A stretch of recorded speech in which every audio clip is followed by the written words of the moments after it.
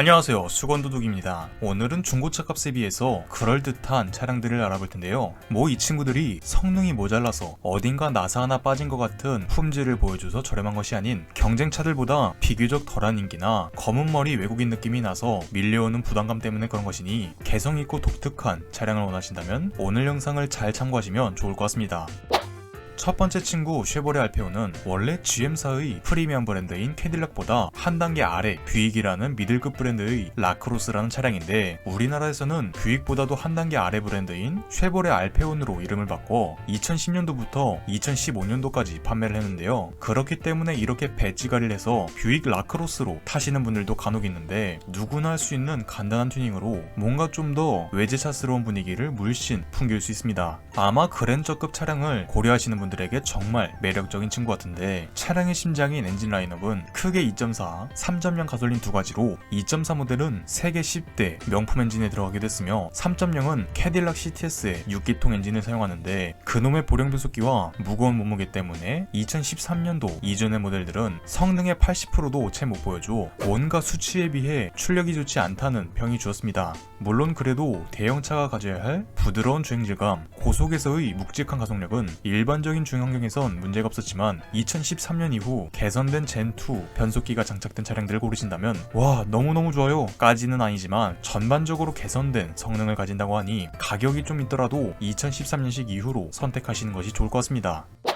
그리고 오너분들이 말하는 단점으로는 골프백이 3개밖에 안 들어가는데 이제 B급신 NF 소나타도 4개는 들어가는데도 대형차라면서 라이언도 골프 치는 세상에 말도 안 되는 부분이라고 하고, 재원상 복합연비가 10km 전후인데 체감은 훨씬 낮아 2.4든 3.0이든 기름 먹는 하마를 한 마리 키우는 느낌이다. 또한 수리비가 현대차 곱백인데 이마저도 부품 수급에 따라 수산시장 마냥 시가라서 눈탱이 맞는 기분이 든다 등등, 역시나 유지비에 관련된 불만이 많고요. 저 개인적으로는 실내에 우드그레인이 그렇게 많아서 약간 올드한 느낌이 들어 이 경우에는 우드그레인이 들어가지 않는 모델을 고르시는 게 좋을 것 같네요.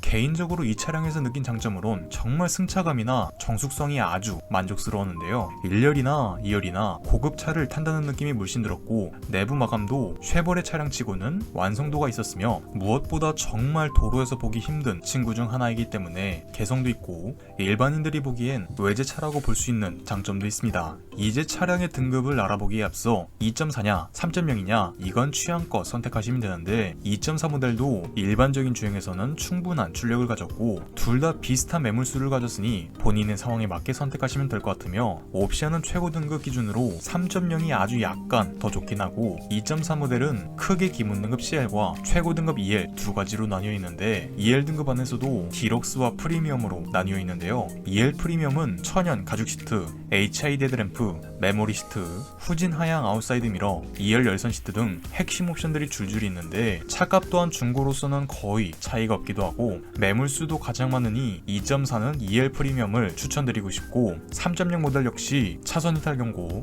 2열 사이드 에어백, HID 헤드램프, 19인치 휠 타이어, 1열 마사지 시트, 열선 핸들이 들어간 최고 등급 EL 슈프림 등급을 선택하시면 될 것 같습니다. 가장 중요한 차값은 두 모델 모두 13에서 15년식 사이 주행거리 10만 킬로의 기준으로 1000만원 전후로 보시면 될 것 같은데, 신차값은 3.0이 300에서 500만원 정도 더 비쌌지만 3.0이라는 부담감 때문에 비교적 인기가 없어 2.4와 비슷한 차값을 갖고 있다고 보시면 되고, 이 가격들은 대략적인 가격임을 알려드리며 차량 컨디션에 따라 더 저렴할 수도 비쌀 수도 있는데, 진짜 컨디션이 메롱인 차량들을 고르신다면 싸게는 300만원 후반대에서 400만원대로도 구매가 가능하지만, 이 경우에는 재수 없으면 몇백만원짜리 스트레스를 받을 수도 있으니 가능한 가격대가 있어도 상태가 괜찮은 차량을 업어오시는 게 장기적으로는 좋을 것 같네요.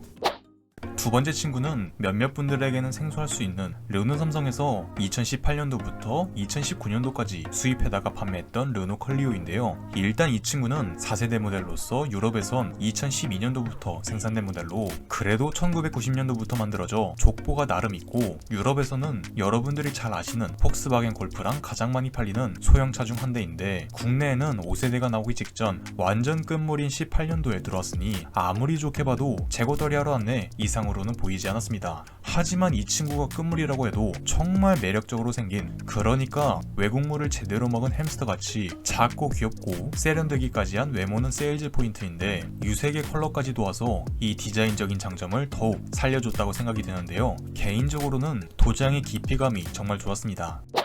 하지만 껍데기랑 다르게 실내를 보면 완풀 옵션 모델에도 직물과 인조가죽이 짬뽕된 변태 같은 시트 구조를 가져 앉을 때마다 먼지가 폴폴 나는 답답한 상황이 연출될 수 있으며, QM3는 그나마 지프 형식으로 탈착이라도 가능해서 세척이라도 편했는데 이 친구는 그럴 수 없어 관리 난이도가 약간이나마 더 올라간다고 볼 수 있으며, 가죽 시트를 따로 시공한 차량들이 있으니 내가 비염이 있다 하시면 꼭 참고하셔야 할 것 같고, 소형 차량이기 때문에 어쩔 수 없는 부분들이지만 실내 대부분이 플라스틱으로 이루어져 시간이 지날수록 디젤 엔진과 함께 플라스틱들이 합주를 할 수 있다는 점도 염두를 하셔야 합니다. 그리고 요즘 차량들에 필수적으로 들어가고 있는 지능형 안전기술, 그러니까 위급시 차량의 제동을 도와주는 전방 충돌 방지나 후측방 충돌 경고, 이런 옵션들이 많이 빠지는데 이 친구들은 그래도 운전자가 나사 하나 빠졌을 때 한 건씩 해주는 안전 옵션들이라 분명 아쉬운 부분이고, 이 차량은 국내 생산이 아닌 터키 공장에서 수입을 해오는 만큼 기존의 국산차들보다 더 높은 유지 비용을 생각해야 하는데, 그렇다 해서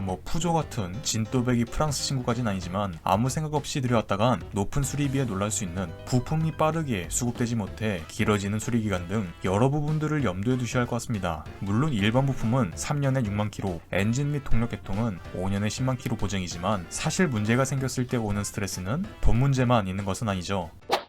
이 친구는 90마력 22토크의 힘을 가진 1.5 디젤 엔진을 얹었는데, 수치만 보면 이건 좀 소리가 나올 수 있지만 부족하지 않은 출력을 가졌다고 하는데요. 물론 이는 기존 QM3 엔진으로 그 친구의 이미지를 생각하면 연비만 좋고 더럽게 안 나가는 차라고 생각할 수 있지만, 클리오는 저속에서부터 비교적 높은 토크를 이용하고 6단 듀얼 클러치 변속기와 정말 잘 맞게 세팅을 해서 성능의 100%를 끌어올릴 수 있는 정말 잘 만든 차량이라고 하는데요. 또한 운동신경도 2급에서는 최고의 세팅값을 가져 일반적으로 굉장히 만족을 할 수 있는, 꼭 고성능 해치백이 아니더라도 주행의 재미를 충분히 가질 수 있다에 교과서라고 합니다. 기존 아베오 같은 차량을 좋아하셨던 분들에게는 제격이라고 볼 수 있겠네요. 수동 변속기는 없지만. 또한 연비도 복합 17에서 18km, 고속도로에서 정말 살살 달리면 20km 후반대까지도 나오는 엄청난 연료 효율을 가졌으며, 자동 차세도 2019년식 기준 선납시 23만원으로 상당히 매력적인 부분이라고 볼 수 있겠네요. 물론 이 돈은 모아놨다가 예방정비 철저히 하셨으면 좋겠습니다. 이제 차량의 등급을 간단히 알아보자면, 크게는 기본 등급 젠부터 스틸, 아이코닉, 인텐스까지 총 4개인데 그중 인텐스 파노라믹은 그냥 인텐스 등급에 썬루프가 달린 거고요. 사실상 매물이 인텐스의 몰빵이기 때문에 옵션도 그나마 풍부한 인텐스에서 구매하는 것이 좋은데, 핵심 옵션으론 외관의 LED 헤드, 테일램프, 전후방 안개 등 17인치 휠 타이어, 내장의 직물, 가죽 혼합 벨벳 시트, 2열 6대4 폴링 기능, 가죽 핸들, 편의 장비에는 프로토 에어컨, 버튼 시동 스마트 카드, 1열 열선 시트, 전후방 주차 센서, 레인 센서, 크루즈 컨트롤, 속도 감응형 파워 스티어링, 스마트폰에 있는 티맵 같은 어플을 사용할 수 있는 7인치 디스플레이, 7개의 보스 프리미엄 스피커 정도가 들어가는데요. 완전 옵션 많아요 까진 아니지만 부족할 것도 딱히 없는 그 정도라고 생각이 들고, 가장 중요한 차값은 2018에서 2019년식 인텐스 혹은 인텐스 파노라믹 등급 주행거리 5만 킬로 이하 차량이 대략 1300에서 1450만원 사이인데, 이 값은 그냥 대략 이렇단 것이고, 차량의 컨디션에 따라 더 저렴할 수도 비쌀 수도 있습니다. 확실히 3년 정도 된 준신차급 컨디션인데도 차값이 1000만원이나 낮아졌다는, 제가 항상 인기가 없거나 외제차거나 단종이 된 차량들은 중고값이 매우 저렴하다 말씀을 드리는데, 이 친구는 3위일체로 다 갖고 있는 불쌍한 친구네요. 오늘은 그럴듯한데 저렴한 중고차들에 대해서 간단히 알아봤습니다. 앞서 설명했듯 본인이 개성 있는 차량을 원하신다면 한 번쯤 고려해보셔도 좋을 것 같고, 수리비가 비싸다 말하지만 애초에 차 값이 엄청 저렴해서 그냥 그게 그거다 생각이 드네요. 이상 수건도둑이었습니다.